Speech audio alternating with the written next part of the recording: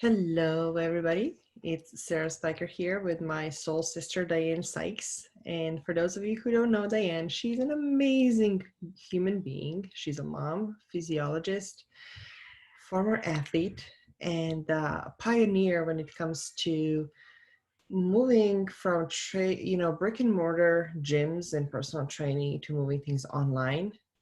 And where we are right now, it's like light years ahead of that anyway. So Totally. the reason why I'm so excited to talk to you, Dianne, today is because when prior to hitting this record button, we both felt like, today feels like a day for rest. And how can we do that as leaders when there's so much on our shoulders? There's so much we want to give when we feel called to really serve and heal. And one of the things you said, it was almost like holding the fort and waiting for this darkness to pass and just like giving it all. And one thing that you mentioned that I invite us to start a conversation there and then take it from here is like, what happens after this climax? And it's like, can I allow myself to rest? Is it really a good time to rest? Can I allow myself to be patient with myself and everybody else? So, Yeah. Yeah. Yeah. Exactly what we were just talking about. And it's so this past, you know, week, in depending on, when somebody might actually watch this interview, this week has been a tremendously powerful um, portal. And when we talk about portals, what we're really saying is what is the position of the planet right now in relationship to the cosmos, and how does that affect us as humans? It mhm, would be indignant as a human to think that we're not affected by the celestial ticking of our own planet within the galaxy itself. And I think as we've stepped into this kind of new age, this and these unprecedented times, I think there are so many humans who are really, really being called forth from their soul to seek a deeper experience of their existence and an awakening. This is an awakening, and realizing that we don't just operate in this old archaic model of, Western science, and thinking that we have no relationship with the sun, the stars, the moon. The interconnectedness, I think a lot of humans are feeling it so much more powerfully than ever for a multitude of reasons.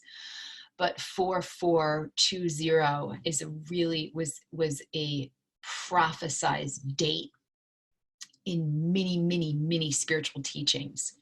For many thousands of years, this was a prophesized date. There's powerful numerology in it.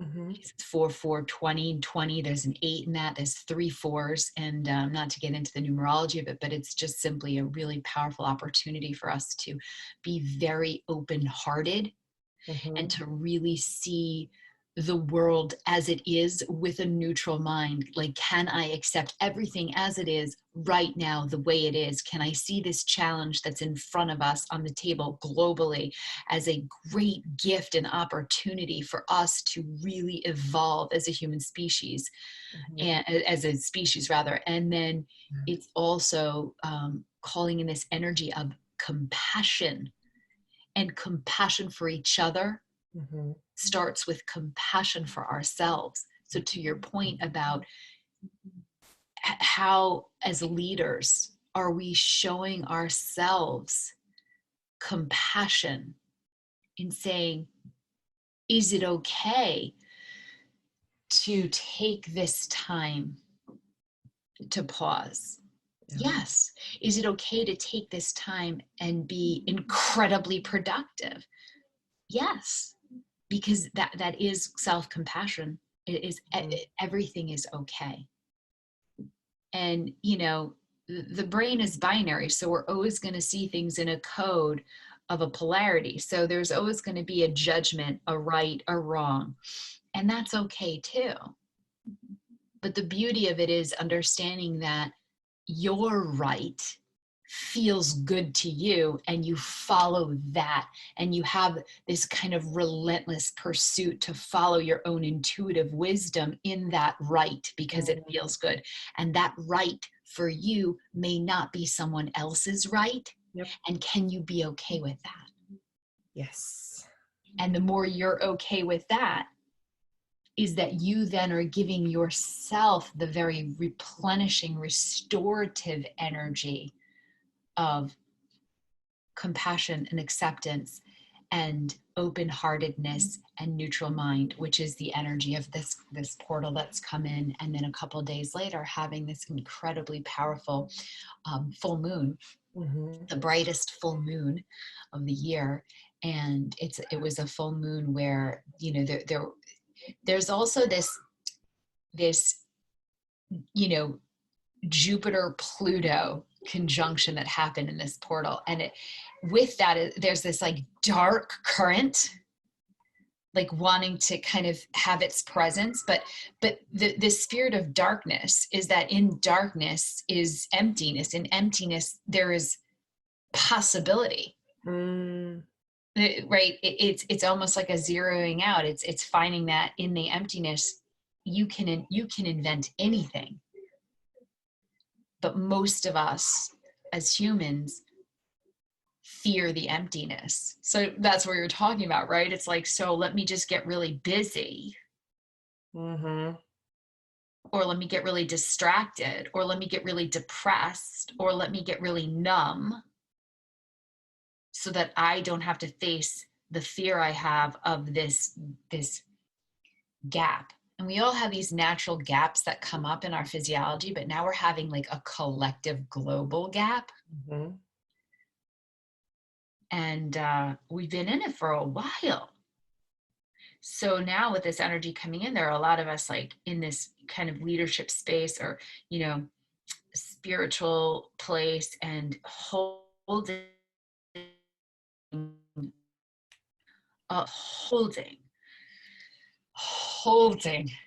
this energy of let us see the possibilities in this. And let us see the possibilities above the collective fear, and let us breathe light into that, and let us be and really imbibe. And I'm shaking for a reason, because it's like I want to imbibe this curative energy and just keep that vibratory frequency like and the density of that. You know, I know, just I can only speak for myself personally, waking up today and just being like I was saying to you, like I feel like I did when I was breastfeeding. You know, it's such a victorious exhaustion.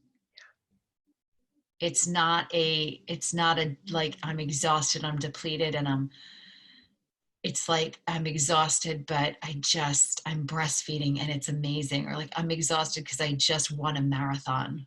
Like we're in this climax, we're in this churn, and we're holding this, and we're like, we're there. Like every cell of my being and my physiology knows that we're going to come out of this, and we're going to evolve, and it's going to be amazing on the other side. And this new normal we're building, this new world we're building, and can you allow yourself the opportunity to take a rest, even in the victorious exhaustion? I don't know, that's my own personal quest today. So, wow. I have shivers. There's so many different ways that this can evolve into the next question and the next line of conversation. So let's tap into, can I allow myself to rest? And how does that get to look like? Well, I mean, to offer some like a real kind of pragmatic approach to this, and really give people some tools is, you know, something that I learned from an amazing, she's actually an Ayurvedic doctor, and she's been in practice for over 50 years. And she's from India. She's had her practice in New York for over 50 years. She's written just a fabulous book called Divine Beauty. That was back in the early 90s. Her name is Dr. Pratima Royshore, and I actually had the pleasure of having a one-on-one with her last week. But before that, one of the things that she had taught a while ago that I picked up in practice and really cultivated it is this understanding of being excellent 2 hours at a time. And so I call it now, what I call it with my clients is I call it the 2-hour pulse. Create your schedule in a 2-hour pulse. So what does that look like? Basically, let's backtrack first and just give a little physiological context, because everything lives inside the body, in my opinion. And so the physiological context is this: basically, you are a moving, vibrating being. So the only thing that is constant is that everything is changing, and your body is constantly generating, shedding, renewing, building, growing, dying, decay. It's constant every millisecond. Every millisecond that goes by, you are actually a different chemical makeup. That's extraordinary. Well, I mean, extraordinary, but it's actually very ordinary because it's all of us, right? So if we understand this, and then we can also understand that our planet is moving, morning to day to night. And so in order for us to be in harmony and rhythm with that, we have to move with it. We have to be in flow with it. It is a very rhythmic experience of this dance that we have between being human and being with every other life form, and being in the rhythmic pulsation of this and the planet moving. So what does that look like? Every couple of hours, there are some pretty significant physiological changes that take place. And so, and this is more on a neurological level. So about every 2.5 hours, we tend to be dominant in one side of our brain versus another. So, left hemisphere, right hemisphere, most people kind of have an understanding of like left brain, right brain. Yes. However, having full command of your physiology means, wow, well, do you know which side of your brain you're dominant in general, which some people do, but do you know which side of your brain you're in every 2 hours? Are you tapping into that and coming into an awareness of, I've shifted dominance? Why do we shift dominance? Well, because our body is trying to recapitulate to the ticking of the time throughout the day. So we're adjusting to light, we're adjusting to nutrients, we're adjusting to all of this external stimuli so that we can maintain an internal harmonious environment called homeostasis.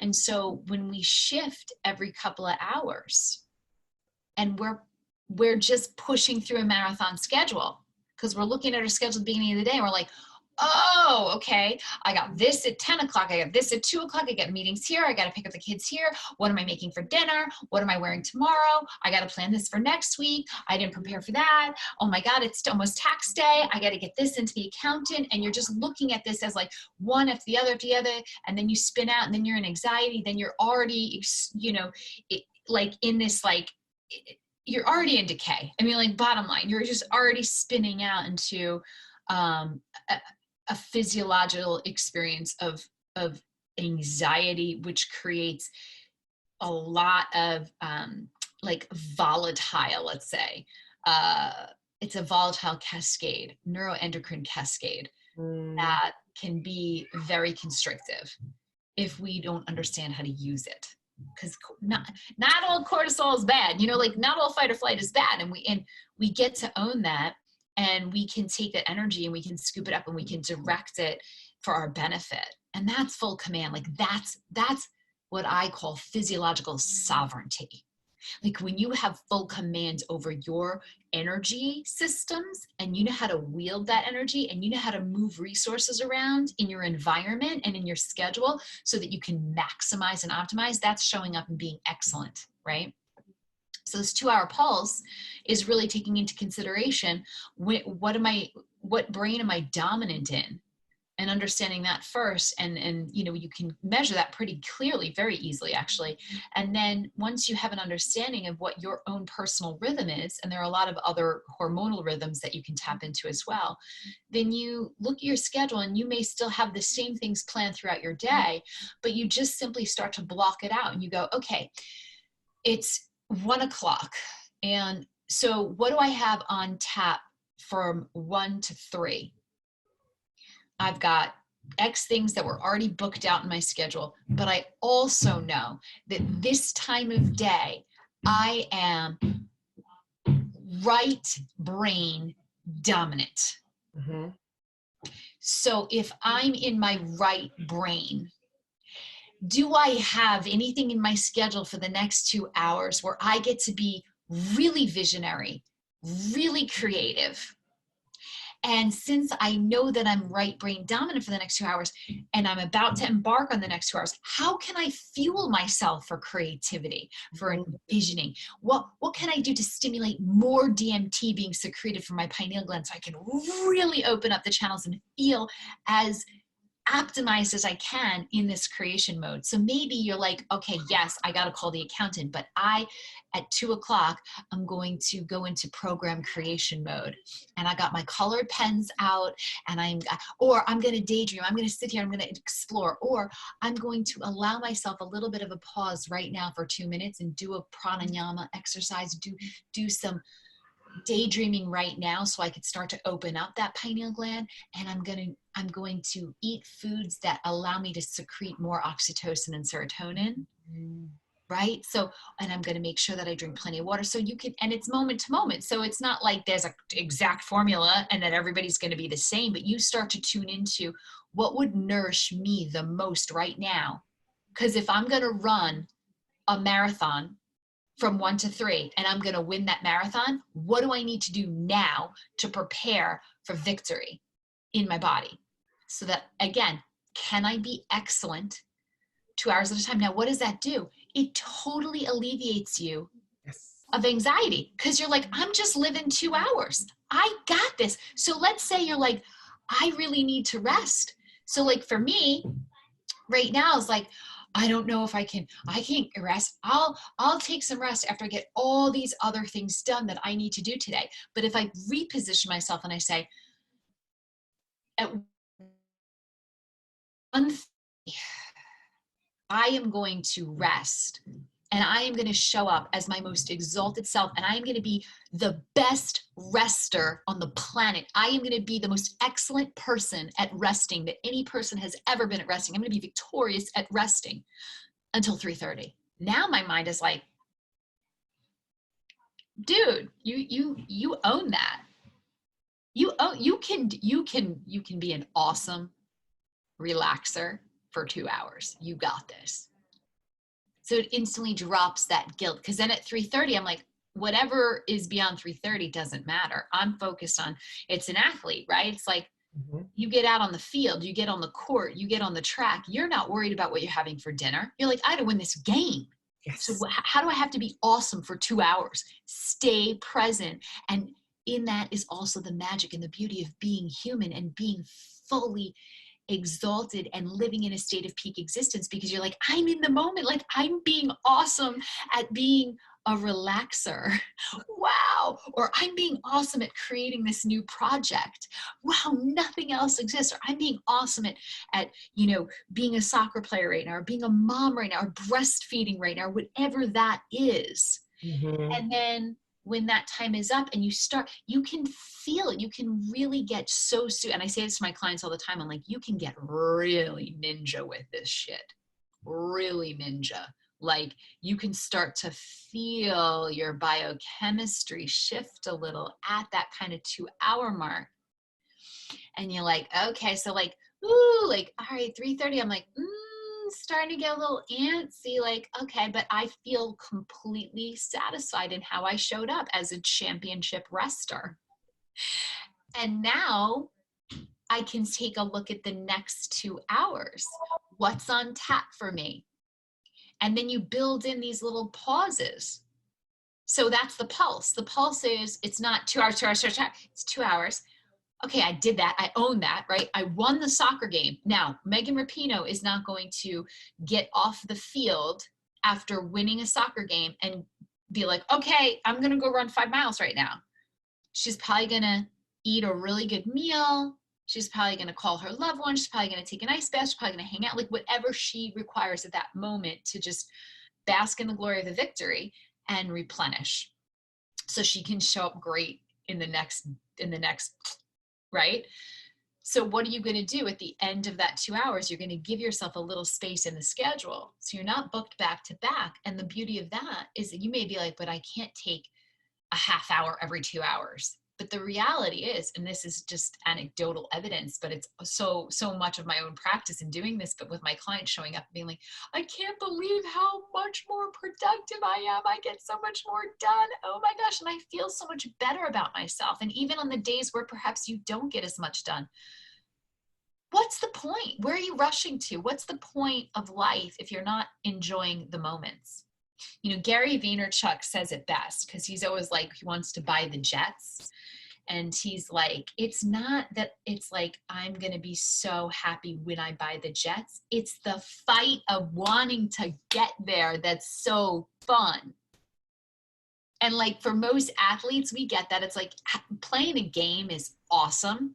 But as a track athlete, we really get this because you only have like a minute of glory. Guy was a 400-meter hurdler. So it's like 60 seconds is your performance. That's it, 60 seconds.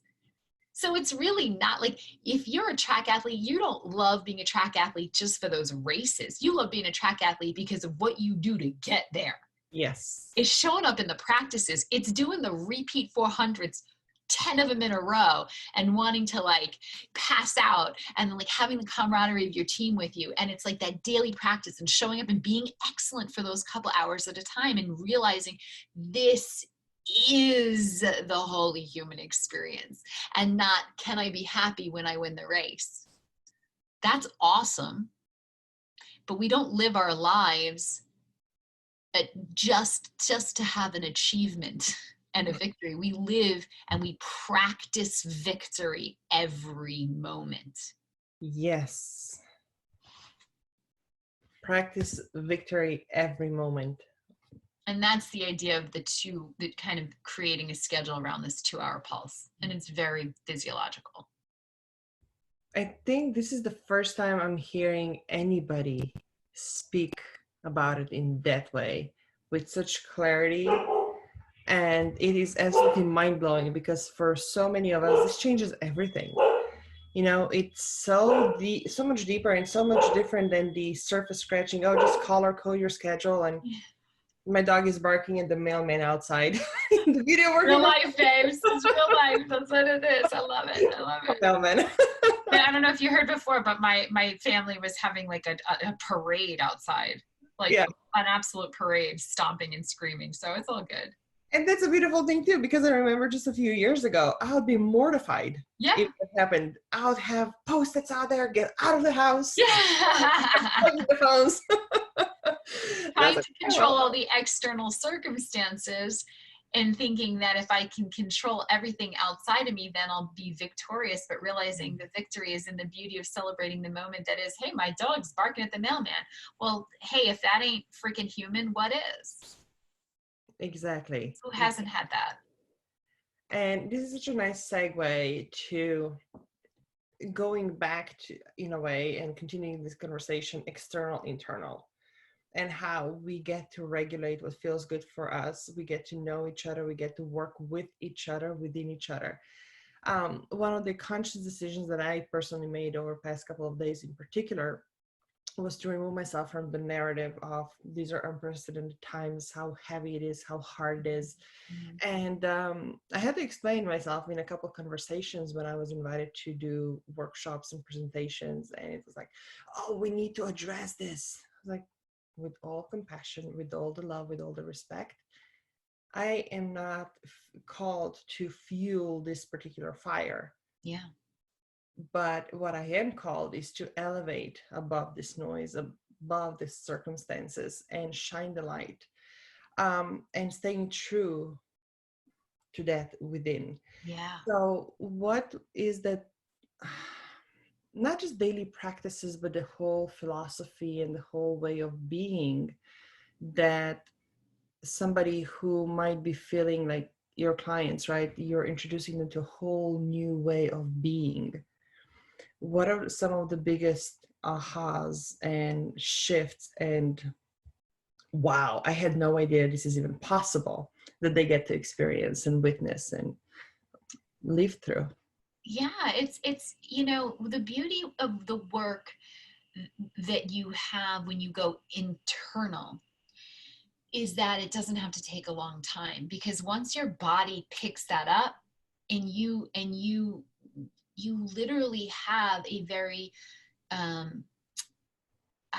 like, I know alchemy is a very big buzzword in the spiritual community, but you literally have a biochemical shift, which then creates a very different body sensation. And when you capture that, you can you then, that's where the practice comes in, but you have a reference point, you have a cellular reference point. It's like the first time you do push-ups and you're like, oh, that's what that feels like. Now I know. And then it's up to you to practice that and get stronger at that every single time. But you have to actually have your body experience the push-up. Because like, you could go on YouTube, you could watch a million videos of other people doing push-ups. You could sit here and watch this interview and you can be like, I get it. Okay, intellectually, like, this makes sense. Okay, push-ups, yes, you bend your arms and you go down and you feel that. But you can't, you have to have this experiential, that's being human, right? That to me is what I mean when I say, like, you're exalted, because you're in it, you imbibe it. And so what my clients are usually so surprised at is the moment that they bring this into a practice. They're like, oh, got it, code in. And I'm like, cool. Now that's step one. Step two is, how devoted are you to creating a new you out of it? And what I love, so another fantastic, one of my favorite spiritual teachers, Richard Rudd, describes this in the most beautiful way. And I absolutely fell in love with this concept, which I share with all my clients, which is, many, many years in the fitness industry, it was like all about, like, gotta, break the habits and start the new habits. And then as I evolved as a coach, I realized I'm not so much interested in breaking the old habits. Let's just build new habits, right? Because you build a new habit, and again, it's a neurological experience. A new habit just means you're actually forming a new addiction. It's just which addiction serves you, which doesn't. But all thoughts are addictions, right? All thoughts are addictions. But you create these new habits because you think, okay, you have these different thoughts, it creates a new neural pathway, and then you start to make decisions, and then you kind of put them on autopilot, and that becomes a habit. But what Richard Rudd said so eloquently is that there is still another distinction, and a habit is something you enforce. A custom is something you follow. And there's a beautiful surrender in creating new customs for yourself. So that's what I always ask my clients to rise to, is, are you devoted to this new custom in your practice, right? You're practicing victory every day. How devoted are you to that? And I don't use words like motivated. I sometimes do. Sometimes when somebody needs a little gym, but to me, devoted is like, again, much more of a deeply moving and deeply inspiring description. And then building new customs. So every day it's like, this is my ritual, this is my ceremony, and I hold sacred outlook on my personal ceremonies and my personal rituals, because I hold sacred outlook on myself. So to answer your question, it's usually, wow, I have a new code. I see that reference point. Like, I feel what it felt like to do the push-ups. And now it's up to me to create and establish this new custom where this gets to be my new normal. Feeling excellent every couple of hours, checking in, understanding when I start to shift. And then it's looking at it and going, I know it's not, I don't feel emotional. It's, I have command over my emotions and I don't feel commotional. Yep. I'm not in commotion. I'm in command. And so that's also kind of a beautiful human experience as well, because it's like, on my personal journey, the more I started to feel my own emotions, the more out of control I felt, which was very terrifying for me, which is then I kept cutting myself off and finding myself with this emotional dryness. Mhm. And it showed up in a lot of different ways. And it wasn't until I was like, well, if I just feel this all the way through, there's actually so much more command, Mhm. as opposed to thinking that if I don't cry, I'm in control. It's actually, no, you're actually totally commotional if you're emotionally not allowing that to metabolize. It's like stuffing your face and like not digesting anything. And it bloats you up to make you sick. So that's one thing. And then just like one practical tool to, if you're really interested, like if this is the kind of like relay you're seeking and you want more of this goodness, like you said, Sarah's like, I want so how do you know which hemisphere you're in? Mhm. How do you know? How do you know? So you can do this awesome little test. It's a pranayama exercise, which prana is breath, right? And your pranic body is one of your 10 bodies. It's an energetic body, and it's obviously very bioenergetic. Your breath is your life, and this is how you get to move your energy, transform your energy. You cannot transform energy without breath. You can a little bit, but that's a topic for another time, which would be very interesting. So alternate nostril breathing is a great way to determine which side of the brain you're in. Hmm. You simply want to, and this is it's a little bit tricky, but what you want to do is close your, well, alternate nostril breathing is actually a technique that you can use to bring yourself into kind of a neurological balance, or more of a communicative experience between right and left brain. But to see where you are at, you can simply tune in and start to see if you can feel which nostril you're breathing more dominantly through. It's very subtle, but most people, if they give themselves enough breath, they can start to feel which nostril is pulling more air in and out than the other. This time of year with the seasonal allergies, it's perhaps I a was just little about bit to ask. skewed, because one nostril might actually be stuffed up, but there's a reason for that too. That's very bioenergetic and spiritual and significant as well, which again is a topic for another time.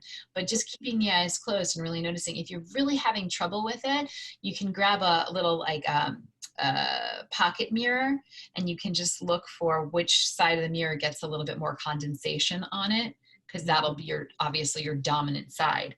So so let's say you notice that you're more right nostril dominant. So right nostril.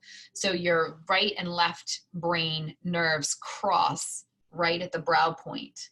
So if your breathing is very right nostril dominant, it means you're in your left brain. So pretty cool. So now you know, right? So now you can start to go, okay, if I know this is where I'm at, then see where you're at 2 hours from now. So fascinating. And then you start to track it. You go, oh, interesting. And then you can really start to cultivate a day where you're practicing victory. So, and then part of what I do with my clients is that I say 2-hour pulse. So every 2 hours, when you take your break, you do whatever you decide is going to work for you. And I have a list of different nourishing activities, and we usually create a very customized plan for what those look like, that you can kind of pick and choose from I say it's your backup plan. Like, and you always get to pick and choose from your backup plan what you're going to do to nourish yourself, because you don't really know until you're in that moment. Yes. You don't know. You know, some days you feel like eating a pizza, and other days you feel like eating a kale salad. You don't know until you're in it. But it all gets to be good if you're listening to what your body is actually desiring in that moment, what your body is actually requiring, that would feel really awesome to you, that would make you feel good about yourself. Mm-hmm. But that said, you can do a little alternate nostril breathing every 2 hours just to bring that communication into center. So even if you're dominant one side versus the other, or let's say you're left brain dominant, but you already had in your schedule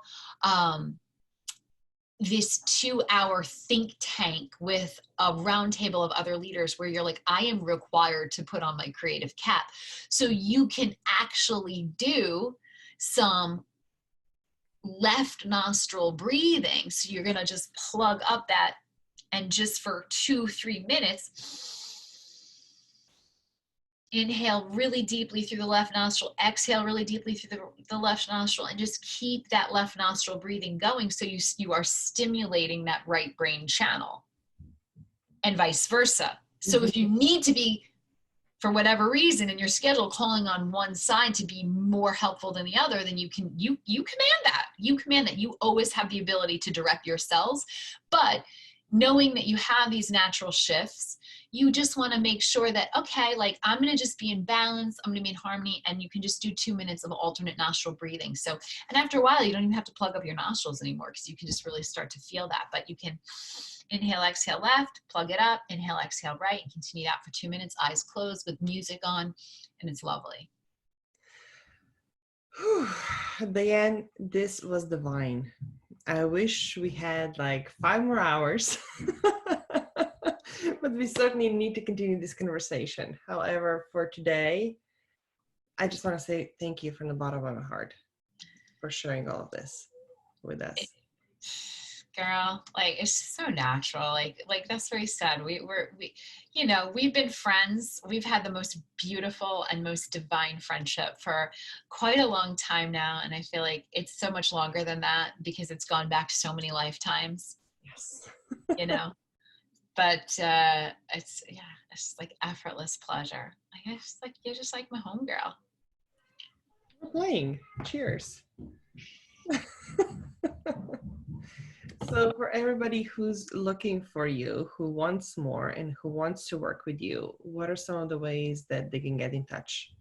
So one of the things I've been doing lately, you know, I've been doing quite a few interviews, and what's really feeling good to me, and just knowing like I know like our crowd, our space, like you know, who would be seeking this kind of information. And what feels super good to me right now, Sara, is I'd love to offer this 2-hour pulse training. Totally like my gift, because it's so valuable and it's so relevant for this time, especially for us like femme leaders, Aquarian leaders who are like in this wall, like where things could go one way or the other. And I feel like this would be such a supportive tool, and I want this to be in the hands of like everyone really. So that would be my pleasure. It's not going to do any good just sitting here on my computer for only my high level clients. So I really do want to share that awesome gift with everyone. And then the opportunity for anybody who's interested in receiving that gift is setting up just a quick exploratory call with me, and just seeing like, you know, I get a sense of somebody's energy like that. I can really see you without your skin on, and kind of get into where that stress node is. And we can just start to create what a customized plan would look like for you to really open up your capabilities as a leader in this time, and really train your physiology, your spirituality, and your mentality, so that like you can actually have the strength to hold your vision, which is pretty heavy because we're leaders, and you can have the stamina to like see it through. Like we were just talking about at the beginning of the call, like these 2-hour pulses, that's a way that you can create stamina to see it through. Because you know, if you're running the marathon, that like how are you going to have the stamina to see it through? You got to train for that, right? You really have to train for that. And then also to train your body to actually open up and enjoy the process and the success, not just I'll enjoy it when I get there. But can you actually enjoy putting one foot in front of the other and climbing the mountain? Amen. That takes a certain amount of Yes. physical and inner caliber. And that's what I train people for. I train you like the world-class athlete or super badass rock star performer or high-level influencer or, you know, world leader that you are, because your ability to have that strength and stamina and really see that vision through is how you impact millions, right? It's so simple. If you feel good, you do good. If you do good, you receive good. And then it's just, that's the new currency. That's the currency of the modern era. Love it. Thank you.